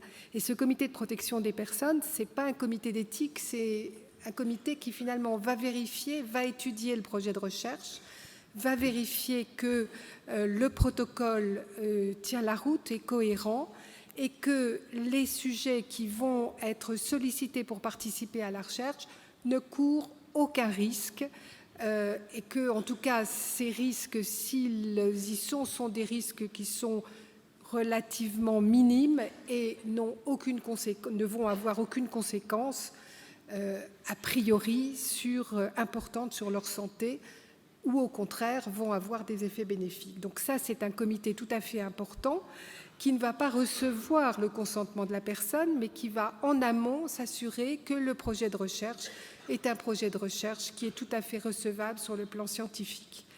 À côté de ça, il y a bien évidemment la rencontre du chercheur avec la personne qu'il sollicite. Et le chercheur, a priori, doit être différent du médecin traitant. Il est important aussi de bien faire la différence et que la recherche soit clairement définie pour la personne qui accepte de participer.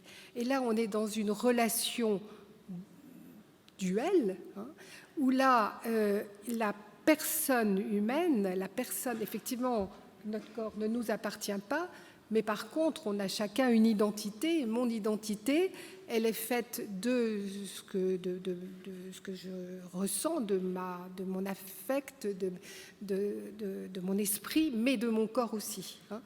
Et donc, c'est bien évidemment dans cette relation-là que la question de l'acceptation ou non va être reçue et la signature donnée, ou pas. Il y a un cas particulier, c'est le cas de l'enfant, bien évidemment. Vous savez qu'un enfant n'est pas juridiquement autonome, qu'il est mineur, qu'il est dépendant de tuteurs qui sont en général ses parents. Et c'est bien évidemment les parents qui vont donner l'autorisation avec le même respect des règles tout à fait essentielles, ce qui ne veut pas dire qu'on doit laisser un enfant en dehors de cette démarche d'information et de consentement. Bon, mais ce qui veut dire aussi, c'est qu'il y a beaucoup moins de recherches, en particulier sur les médicaments, qui sont faites sur les enfants. Alors, ça, c'était la loi Hurier-Seruskla. Elle a été très largement revue et affinée, peut-être compliquée, mais en tout cas pour donner un cadre très très précis, pour bien différencier les recherches qui sont d'un côté interventionnelles. Par exemple, on va donner un nouveau médicament qui va être à l'étude, ou bien on va faire un prélèvement sanguin ou un examen, ce qui est là, ce qu'on appelle une recherche interventionnelle, de recherches qui ne sont pas interventionnelles, c'est-à-dire que, par exemple, on va faire une étude sur le suivi d'une population, d'une cohorte d'enfants, par exemple, sur 15-20 ans, en s'interrogeant sur un certain nombre de données. Là, on n'est pas dans l'intervention, on suit un groupe et on va voir ce qu'il devient avec des questions précises qui sont posées. Donc vous voyez que là, on est dans des recherches qui sont différentes et qui vont solliciter des problématiques différentes. Ce n'est pas la même chose d'intervenir, de faire un prélèvement de sang, de faire un examen, par exemple une IRM, avec des risques qui peuvent être inhérents à la démarche qui est faite, de recevoir régulièrement un patient pour voir ce qu'il devient, quels sont les événements de vie qui ont été les siens. Voilà, donc la loi Jardé a, je dirais, précisé tout ça. Et ce qui me paraît très important, c'est que, et ce qui est nouveau, étrangement nouveau, je dirais, c'est que non seulement les recherches médicales sont concernées, mais les recherches en sciences humaines, aujourd'hui, sont également concernées, alors que pendant des années, elles ne l'ont pas été. Ce qui était quand même assez extraordinaire, je trouve. Voilà. Donc, le cadre des recherches médicales et en sciences humaines. Mais là, c'est un commentaire de ma part qui est le suivant, c'est qu'on a fait en sorte que le citoyen français soit bien protégé, et même, je dirais, tous les citoyens du monde occidental. On ne peut plus publier une recherche dans une revue référencée si on n'a pas les consentements individuels signés, et c'est extrêmement vérifié. Alors, je suis industriel, je fabrique un nouveau médicament contre le sida, je ne vais pas aller m'embêter à expérimenter ce médicament dans des endroits où la recherche est aussi encadrée que cela. Je vais où ? En Afrique, où je vais trouver des personnes vulnérables à qui je pourrais donner n'importe quelle information et retirer le médicament si jamais il y a quelques morts. Ce qui s'est produit, ça s'est produit sur les vaccins et ça se produit encore aujourd'hui. C'est-à-dire que les grandes majors pharmaceutiques, parce qu'il y a des enjeux, le vaccin contre le paludisme, 1 million de morts, celui qui trouvera un vaccin contre le paludisme, il fera des milliards de dollars très rapidement. Et donc, il y a eu un essai thérapeutique avec des morts et on a retiré en douce ce vaccin. Les gens qui font ce genre de recherche savent bien que s'il y a une découverte à la clé, même s'il est obtenu de manière totalement illégale par rapport à leur pays, entraînera des profits tellement importants qu'on leur pardonnera, si j'ose dire, cette cobaïsation des personnes vulnérables. Ça montre bien, de mon point de vue, que les règles bioéthiques devraient non pas être des règles nationales, mais des règles internationales concernant toute la planète, comme d'ailleurs ce qui concerne l'écologie. Mais quand on interdit bien la recherche illicite en France, il faut savoir qu'elle est faite ailleurs, sur des personnes aussi vulnérables et dans des conditions tout aussi critiquables que ce qu'on a reproché aux médecins nazis. Georges Federman.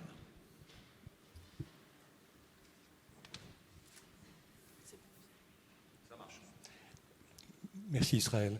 Je voulais commencer 3 minutes, 3 minutes pas plus, par de la toponymie. Vous savez tous qu'il y avait une rue Alexis Carrel à Strasbourg jusqu'en 1993. Elle était au cœur du CHU de Haute-Pierre. Est-ce que vous savez par quel nom elle a été remplacée ?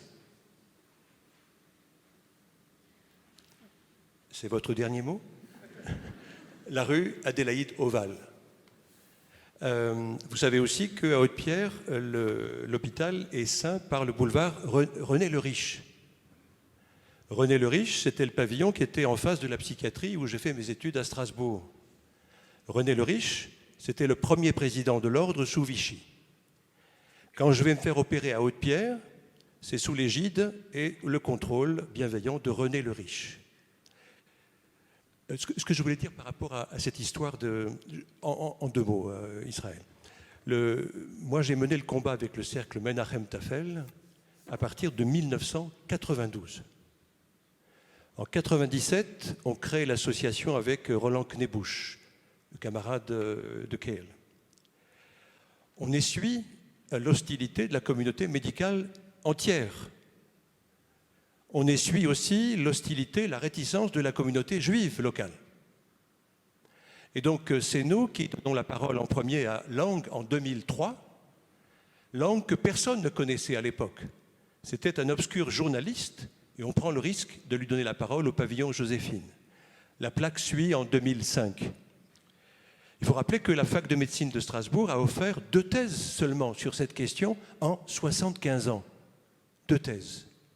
Celle de Wexler en 90 et celle de Toledano en 2010. La question qui se pose à moi, Israël et chers collègues, c'est qu'est-ce qui fait ce silence? On l'a évoqué, Frédéric l'a évoqué, le silence, à mon avis, traumatique. Léonard Singer, qui a été mon maître et qui a été assistant des légistes et qui a été, j'ai en main le rapport d'autopsie que je préconise qu'on donne à tous les élèves en première année de médecine. Il est là, le rapport d'autopsie. De Simonin, Pied-de-Lièvre et Fourcade. Il faudrait le mettre entre les mains de chaque étudiant en médecine, de chaque soignant. Je ne suis pas long encore. Singer, lui, était traumatisé. Il n'a jamais parlé de cette histoire alors qu'il a été un témoin direct. Ce qui fait que, de mon point de vue modeste, ce que je préconise concernant le silence, c'est que ça nous apprenne quelque chose au niveau clinique. Si des gens comme Singer, qui sont des gens installés dans la société locale, sont dans l'impossibilité de témoigner après un traumatisme, qu'est-ce qui fait qu'on oblige les sans-papiers à parler? Qu'est-ce qui fait que d'un point de vue clinique, Israël, on ne soit pas à l'écoute des naufragés de la mer aujourd'hui? Qu'est-ce qui fait qu'on n'a rien appris de cette histoire, de mon point de vue? Je le dis avec un petit peu de véhémence, parce que il me semble que moi, j'ai été à la fac de médecine de Strasbourg, j'ai rien appris de ça à la fac, sur les bancs de la fac. Est-ce qu'aujourd'hui, on en apprend plus? Je ne crois pas, dans la mesure où moi, en tant que psychiatre libéral, je suis confronté dans ma corporation à un quota d'admissibilité. Nous avons en libéral 5% de pauvres. Où vont les autres? Du côté de Médecins du Monde, dont je préconise la disparition. Faisons un pari, faisons disparaître Médecins du Monde tous ensemble pour accueillir les damnés de la mer d'aujourd'hui dans nos cabinets, dans les meilleurs cabinets du monde. C'est ça qui illustrerait le fait qu'on a appris quelque chose de cette histoire. Et voilà. Merci. Sur le silence, oui, Anne, peut-être Frédéric. Je voudrais dire 2 choses. Alors, tu as évoqué Adélaïde Ovald, qui a effectivement donné son nom à la petite rue qui est devant l'hôpital de Haute-Pierre. Adélaïde Ovald avait la particularité d'avoir été psychiatre et d'avoir été une juste, d'avoir sauvé un certain nombre de personnes juives. Donc, on voit bien là qu'on est passé de quelqu'un qui était raciste et à la reconnaissance, effectivement. À propos de Léonard Singer, qui était aussi mon maître, je voudrais dire qu'il a parlé. Il a témoigné dans un film et d'autre part, il a témoigné dans le livre qu'on a publié, qu'on a coordonné avec Christian Bonnat, Josiane Olflatan et Norbert Chaparer. Et en particulier, il raconte dans ce livre ce témoignage qui est extrêmement poignant, où il était jeune étudiant. Il revenait de Clermont-Ferrand, où il avait échappé à une rafle parce qu'il était allé voir sa fiancée dans un village à côté. Et quand il est rentré à Strasbourg, il a voulu faire un stage d'infirmier et il est arrivé effectivement, il a travaillé avec Simonin à l'Institut d'anatomie. Et donc, il témoigne effectivement de ce qu'il a vécu et de l'horreur effectivement ressentie lorsque les cuves ont été ouvertes et les expériences ont été refaites pour essayer de comprendre de quoi étaient morts ces personnes victimes de Hirt.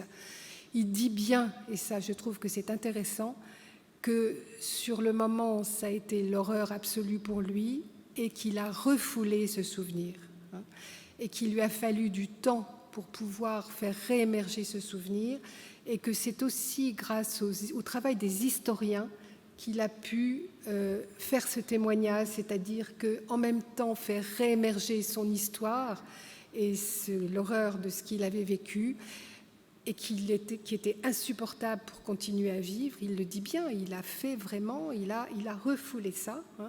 Et le travail des historiens, l'historien qui fait un travail sur l'ensemble, sur une situation, moi je ne suis pas historienne, donc je ne vais pas parler à votre place, et lui, il a parlé de ce qu'il avait ressenti, et c'est dans ce contexte-là qu'il a pu effectivement donner ce témoignage, et d'autres encore. Donc il a quand même un peu parlé.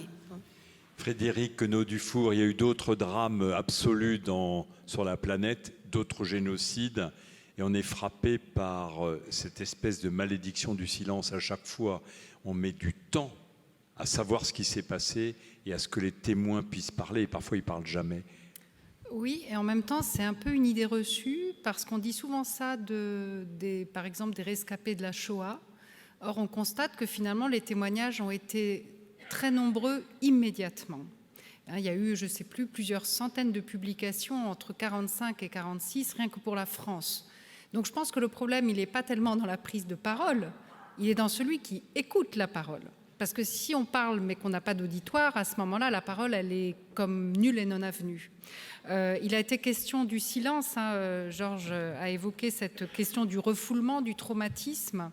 Alors en effet, si on a mis du temps à parler, c'est sans doute que la douleur empêchait l'expression de la parole.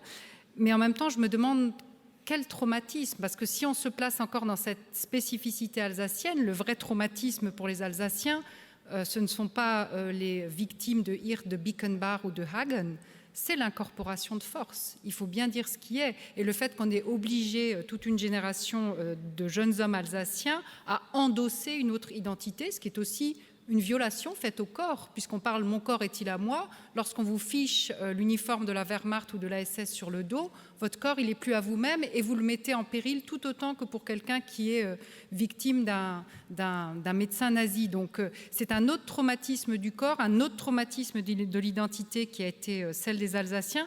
Et malheureusement ou heureusement, je pense que ce traumatisme a pris l'ensemble de la place, l'ensemble de la parole, l'ensemble de la douleur, et qu'il a été difficile de faire entendre d'autres victimes.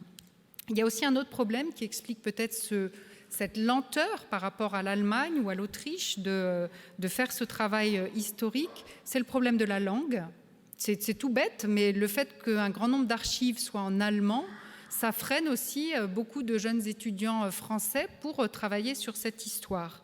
Je tiens à souligner, malgré tout, que l'Université de Strasbourg, il faut lui rendre cet hommage, a récemment fait un pas dans la recherche de cette vérité. On sait que c'est un long travail qui prendra sans doute des années, mais après alors on n'a pas cité encore, je crois, le fait qu'en 2015, malgré tout, des restes anatomiques ont été retrouvés appartenant à des victimes du professeur Hirt tué dans la chambre à gaz de Natzweiler par Raphaël Toledano qui a fait cette découverte, et que cette découverte a permis non seulement d'enterrer dignement ces restes humains au cimetière juif de Cronenbourg, mais surtout a permis à l'université d'enclencher un travail historique en créant cette commission internationale de recherche, à la fois sur les restes ou sur les échantillons qui sont dans l'université, mais aussi,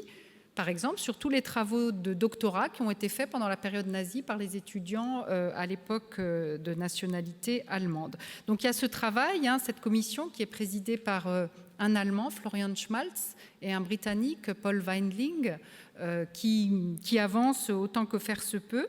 Et puis des initiatives comme le fait, je crois que désormais, mais ça, il faudra me le confirmer, je crois que le film de Raphaël Toledano sur le nom des 86 est projeté aux étudiants en médecine à Strasbourg et peut-être d'ailleurs dans d'autres universités. Donc on espère, on va être positif, que maintenant le mouvement est entamé et qu'on ne pourra plus jamais revenir en arrière. Merci, vous le savez peut-être, on est suivi également en live streaming et donc on a aussi, en attendant que les questions du public arrivent, une question des réseaux sociaux qui nous dit la chose suivante: les horribles expérimentations faites par les nazis ont-elles malgré tout fait avancer la médecine ? Anne. Alors, probablement que certaines, effectivement, ont amené des résultats probants, pas toutes, hein, et en particulier la question des vaccins qui a été évoquée tout à l'heure. Les expérimentations n'ont pas été peut-être jusqu'au bout et n'ont pas apporté les résultats attendus. Mais c'est vrai aussi qu'un certain nombre de résultats ont été utilisés après-guerre. Hein, encore une fois, les travaux de Bickenbach sur le phosgène ont été repris par les scientifiques américains et la question s'est posée de savoir si ça pouvait être utilisé ou pas. Hein. Il y a aussi beaucoup de maladies qui ont été décrites par des médecins allemands. Et il y a eu toute une dénazification de nomination de maladies qui s'est faite depuis quelques années. Et récemment, moi je suis psychiatre pour enfants et adolescents et notre discipline a été touchée très très récemment par cette question. Donc là, ce n'était pas des expérimentations, mais c'était la description par Asperger, qui était un psychiatre autrichien, qui a décrit une forme d'autisme et qu'on a nommé beaucoup plus tard le syndrome d'Asperger, c'est-à-dire un autisme de haut niveau.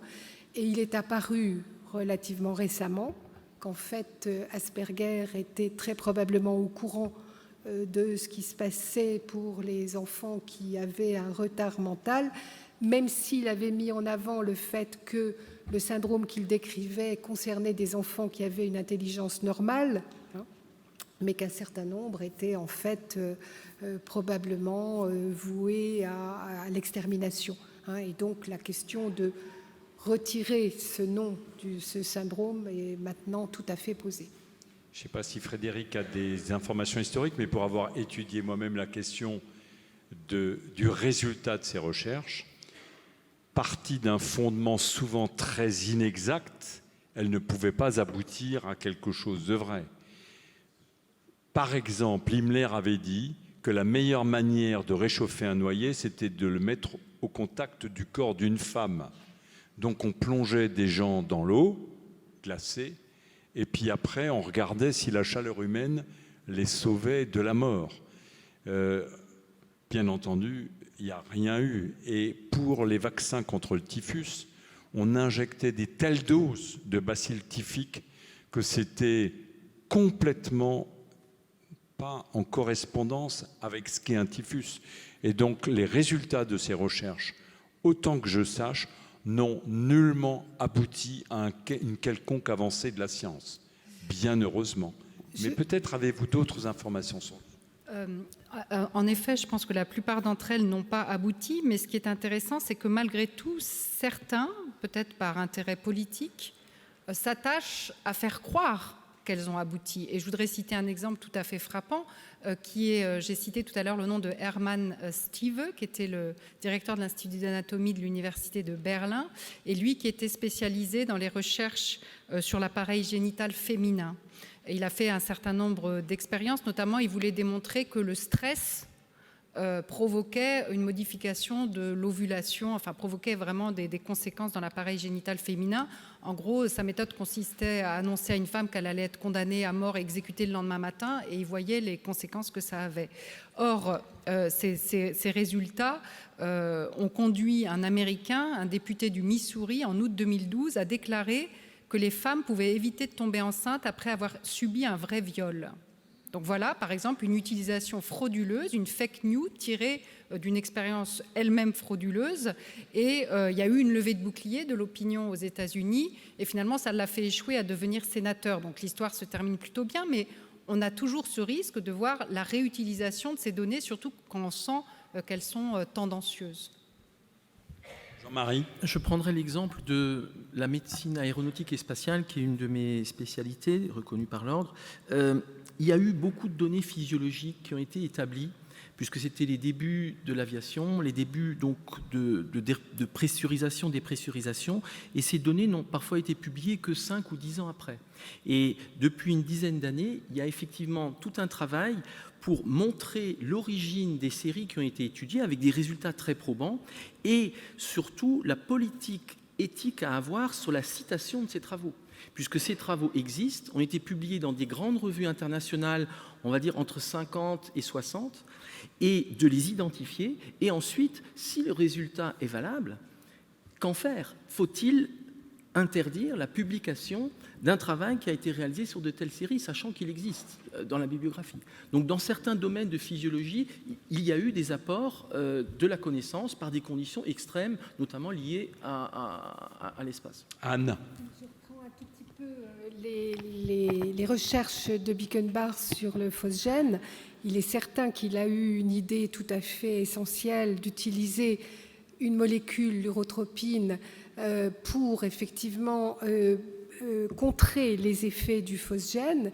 Il a mis en évidence le fait que en le donnant péros, c'était moins efficace que de le donner en intraveineuse. Donc il a eu des résultats tout à fait probants. Mais il y a eu aussi des morts, puisqu'il y a eu un groupe témoin à qui il ne donnait pas. Donc voilà, donc il y a quand même quelques résultats, parce qu'au départ, un certain nombre de ces études avaient un début tout à fait scientifique. Pas toutes. J'ajoute que je crois, mais vous me direz si je me trompe, que les résultats de Bickenbach ont été utilisés ultérieurement aux États-Unis dans une publication, absolument. Et que ça a provoqué un énorme scandale et que son nom a dû être retiré. Absolument. Oui. Il y a une question au premier rang et je crois derrière aussi. Alors d'abord derrière, je crois que c'était antérieur, pardonne-moi. Oui, bonsoir, Pierre Dehaut, je suis professeur d'art plastique à la retraite. Bon, voilà, comment dire, en préambule, je ne manque pas ou jamais d'être surpris par les questions, même les plus saugrenues, des réseaux sociaux. Peut-être que le premier réflexe éthique, encore qu'ici il ne s'agisse peut-être pas de l'adjectif, mais de la science de l'éthique, ce serait peut-être de ne pas oser se demander si les nazis ont apporté quoi que ce soit en matière de progrès scientifique. Bon, ça paraît assez évident qu'on ne comptait pas trop sur eux. Voilà. Ensuite, la première question qui a été posée dans le public, là-bas, j'ai oublié votre nom, a été, pour s'insurger d'une certaine façon de l'omerta qui a régné si longtemps et qui a mis très longtemps à se dégeler, jusque peut-être dans les années 90 en France, pas seulement en Alsace, mais ou peut-être dans le monde entier, quant au crime dont s'était porté, qu'avaient commis les nazis, cette espèce d'omerta, monsieur faisait part de son scandale quant au fait que la société n'avait rien pu faire de cela. D'une part, je suggère que c'est peut-être toute l'histoire de l'humanité. Après la guerre de 100 ans, la société n'a pas su quoi faire des massacres. Après les dragonnades, on n'a pas su quoi faire des dragonnades. Après la guerre d'Algérie, on n'a pas trop su quoi faire. Là, je prends un peu dans le désordre, excusez-moi. Mais pour ce qui est des crimes nazis, qu'en aurions-nous pu faire ? Moi aussi, je me demande, scandaliser ce que nous aurions pu en faire, et j'enrage que nous n'en ayons rien fait. Mais cette question a le défaut, non pas qui ne vient pas de vous, mais enfin par le fait même de la langue, Elle a le défaut d'être intransitive, car elle ne suggère pas le type de choses que l'humanité serait capable d'en faire. Nous n'en avons rien fait. Que pourrait recouvrir ce en, EN? Et je ne vois pas. Je crains que l'humanité soit condamnée jusqu'à la fin des temps à ne pas quoi savoir faire de ce qu'elle engendre, comme un enfant ne guérit jamais de son enfance. Un adulte ne guérit jamais de son enfance. Voilà. Lapsus significatif. Oui. Oui, Daniel Bensoussan, gynécologue. À titre personnel, j'ai intégré la faculté de médecine de Lyon en 1968 à l'unité Alexis Carrel. Et la débaptisation, je ne sais pas si ça se dit, n'a eu lieu qu'en dans les années 80. Mais j'ai une question à poser au panel, c'est, à l'instar d'Albert Jacquard, est-ce qu'il ne faut pas éradiquer le terme de race concernant l'homme ? Alors, sur l'usage du terme race qui est sorti de notre Constitution, Frédéric. Ben moi, je trouve que c'est un très beau terme, le terme race, parce que, à mes yeux, il n'y en a qu'une, c'est la race humaine. Alors, je ne vois pas où est le problème à partir du moment où on dit la question comme ça. Ceci étant, je reçois de nombreux visiteurs au camp l'ancien camp de Natzweiler, et bien souvent des jeunes, et bien souvent des gens qui ont eu des parcours très difficiles. Et par provocation, je leur pose souvent la question, mais au fait, combien y a-t-il de races ? Et je peux vous dire que je suis parfois très étonnée.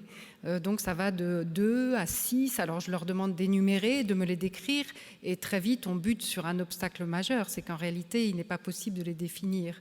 Et donc on arrive à la conclusion qu'il n'y en a qu'une seule. Donc moi je trouve un peu regrettable qu'on l'ait supprimé de la Constitution, puisqu'on est tous égaux de race, nous appartenons à la même espèce, et je trouve ça beau parce que ça nous rend tous un petit peu frères. Jean-Marie.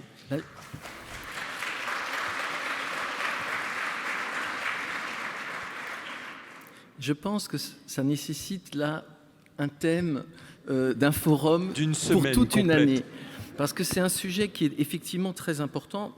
Moi, je m'inscrirais sur le point scientifique et des définitions. Une race, c'est une définition biologique, c'est une population qui est sélectionnée pour des mutations données par l'action humaine. Donc, globalement, le terme de race s'applique aux espèces domestiquées depuis le néolithique, d'une part pour des animaux, donc il y a des races de chiens, de chats, de chevaux, pour des végétaux, donc il y a des races, on dit parfois variétés de pommes ou de tomates, mais le terme de race a une définition biologique précise, c'est donc la sélection de mutations par l'espèce humaine. Par définition, les populations humaines ne répondent pas à cela. D'autre part, si l'on regarde le nombre de races, terme qui est banni en France notamment des enquêtes, on ne peut pas étudier ce facteur-là, alors qu'aux États-Unis, c'est l'inverse, il y a des catégories de races. Le terme de race, globalement, correspond à la couleur de la peau. Globalement, on a les blancs, les noirs, les jaunes, les rouges. Mais la couleur de la peau, c'est un facteur parmi des millions que nous avons. Nous avons les facteurs externes, la couleur des yeux, la couleur des cheveux, la texture des cheveux. Nous avons nos empreintes digitales, ceci que pour l'externe. Si nous regardons nos artères, nos muscles, chacun a des variantes. Et si nous passons maintenant au domaine moléculaire, que nous faisons des cartes, des groupes sanguins, des cartes des groupes HLA, eh bien vous regardez l'Afrique par exemple, l'Afrique a une diversité énorme. Donc le noir n'existe pas, et j'étais la semaine dernière à N'Djamena à faire une conférence où la question s'est posée, ça n'existe pas le noir. Vous avez des Africains avec plein de populations et donc plein d'ethnies. Ce qui fait que c'est tout à fait à juste titre que le terme de race a été supprimé, à mon avis, et surtout qu'il ne doit pas être employé pour l'espèce humaine où on a un continuum de variations et surtout une infinité de caractères individuels. Et c'était le titre d'une exposition au Musée de l'Homme il y a quelques années, c'est tous égaux, tous différents. Effectivement, chacun est différent. Il y a des concentrations, telle vallée d'Alsace a telle particularité, ou telle vallée des Pyrénées, ou telle population d'Afrique. Et il ne faut pas confondre non plus ce qui est génétique, anatomique, du domaine de l'ADN et culturel, ou cultuels ou religieux. Et là aussi, par exemple, la race juive n'existe absolument pas, bien entendu, puisque c'est une religion et qui est donc là qui peut s'adresser à toutes les populations du monde. Donc il y a une grande confusion et je crois que c'est vraiment très légitime d'avoir supprimé ce terme. Et quand on dit on ne peut plus parler de race, je crois que ce n'est pas qu'on ne peut plus en parler, c'est quel est le sens scientifique. Or, il n'y a pas de catégorie blanc, jaune ou noir. Ça n'existe pas. Anne. Je voudrais répondre, monsieur, à votre intervention quand vous vous interrogez. Nous n'en avons rien fait de ce qui s'est passé. Alors, je pense que je ne suis pas d'accord avec vous sur le fait que nous n'en avons rien fait. À mon avis, il y a deux façons d'aborder les choses. Il y a ce travail indispensable de mémoire. Là, je ne parle pas d'événements, mais je parle de, effectivement, retrouver la mémoire de ce qui a été pour la prendre en compte, pour la comprendre et essayer effectivement que ça ne se reproduise pas et en percevoir toutes les données. Ça, c'est une chose générale indispensable et on a vu combien ça a été difficile. Effectivement, vous avez tout à fait raison, les guerres de religion, enfin bon, tout ça demande effectivement du temps et beaucoup d'efforts pour aborder cette question-là. Dans le « nous n'en avons rien fait », je ne suis pas d'accord. Si on se place du côté justement de la recherche médicale et des expérimentations humaines, je crois que ce qui a été dit autour du code de Nuremberg et puis après des lois de bioéthique, là on en a fait quelque chose, c'est-à-dire qu'à partir de ce qui s'était passé et des atrocités, de ces actes criminels, de la non prise en compte de la dignité humaine pendant cette période nazie, on en a tiré des principes éthiques incontournables, ce qui ne veut pas dire qu'ils ne sont pas quelquefois contournés, comme toute loi, mais en tout cas que c'est au cœur de la pratique et de la recherche médicale. Donc moi, je ne dirais pas que nous n'en avons rien fait. Je peux vous dire qu'étant médecin, pour moi, c'est absolument essentiel et que je le raccroche effectivement à ce qui s'est passé, entre autres. Dernière question. C'était juste pour rebondir aussi sur ce qui avait été dit avant, avec l'idée peut-être que finalement ce qui a été fait, ce qui a été commis, les atrocités qui ont été commises dans les camps de concentration ne sont pas vraiment de la médecine. Moi, j'en ai retenu quelque chose de mes études, c'est que, pour citer peut-être le pire d'entre tous, si tant est qu'on peut faire une gradation du pire, ce qui n'est pas le cas, le docteur Mengele, c'était un docteur-docteur. Il avait un double doctorat. C'est-à-dire qu'en fait, il n'était même pas de l'espèce sapiens, il était de l'espèce docteur-docteur.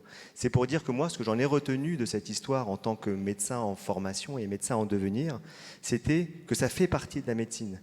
Et que justement, c'est là qu'il est nécessaire de rajouter à cette dimension scientifique la dimension humaniste que la bioéthique essaye notamment de raccrocher. Donc bien sûr qu'on en a fait quelque chose, puisque la bioéthique est directement née des atrocités de la Seconde Guerre mondiale. Donc ce qui a été dit auparavant, c'était juste pour un commentaire. Alors vous avez évoqué Mengele et ce qu'il a fait à Auschwitz. Il y a un livre très intéressant qui a eu le prix Renaudot l'année dernière et qui est un livre d'Olivier Guèze où il a, à travers peut-être quelque chose de romancé, mais en tout cas essayé de retrouver le parcours de Mengele après la guerre. Et je trouve que c'est vraiment tout à fait intéressant de voir comment, aussi en Allemagne, il n'a pas été finalement poursuivi pour ce qu'il avait fait, en tout cas retrouvé, et son parcours en Amérique du Sud. Donc c'est un livre qui me paraît, au-delà du prix Renaudot qu'il a reçu à juste titre, qui est vraiment tout à fait intéressant à lire. Frédéric Naudufour. Je voulais, pour terminer, me faire l'interprète de Hans-Joachim Lang, qui a donc remis à jour l'identité de ces 86 juifs et qui dit une chose que je trouve très belle. Il n'aime pas quand on lui dit, en écrivant ce livre, vous avez redonné leur dignité aux 86 juifs. Il dit, je n'ai pas besoin de leur redonner leur dignité, ils ne l'ont jamais perdue, mais en revanche, Hirt, les médecins qui ont provoqué cette expérience, eux, ont perdu leur dignité. Et ça, je pense que c'est vraiment important de le dire.